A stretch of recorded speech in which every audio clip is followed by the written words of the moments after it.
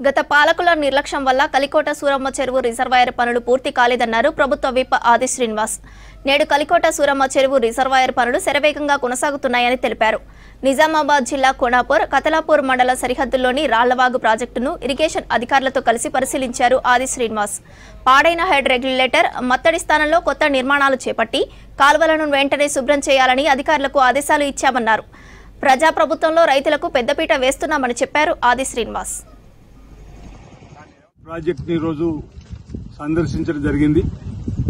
ఇది నిజామాబాద్ జిల్లా బాల్కొండ నియోజకవర్గంలోని కోనాపూర్ ప్రాంతంలో ఈ ప్రాజెక్టు ఉండడం, ఆ తదుపరి 2 కిలోమీటర్ల తర్వాత జైచాల్ జిల్లాకు సంబంధించి వేరే నియోజకవర్గానికి సంబంధించినటువంటి గ్రామాలకు సుమారు 3000 పైచిలకు ఉన్నటువంటి ఆయకట్టుకు ఉన్నటువంటి సందర్భంలో గతంలో కూడా అసెంబ్లీలో ఇక్కడ ఉన్నటువంటి సమస్యల గురించి రాష్ట్ర ప్రభుత్వం దృష్టికి తీసుకుపోయిన క్రమంలో గౌరవ ముఖ్యమంత్రి రేవంత్ రెడ్డి గారు, నీటిపారుదల శాఖ మంత్రి ఉత్తమ్ కుమార్ రెడ్డి గారితో అనేక సందర్భాల్లో మాట్లాడిన పరిస్థితులలో ఇక రైతులకు ఈ కోనాపూర్ ప్రాజెక్టు నుంచి కాలువల ద్వారా సాగునిచ్చేటువంటి కార్యక్రమాన్ని అమలు చేయాలని చెప్పండి ఏఎన్సీగా ఉన్నటువంటి అనిల్ గారు కూడా చెప్పడం, ఈ 2 జిల్లాలకు సంబంధించి సమన్వయం చేసుకోవడానికి ఈ ప్రాంతంలో ఈలు, ఆ ప్రాంతంలో ఈలు, డీఈలు అందరూ సంయుక్తంగా ఈరోజు కోనాపూర్ ప్రాజెక్టును సందర్శించడం, ప్రభుత్వం పక్షాన తక్షణమే ఆదేశాలు ఇచ్చి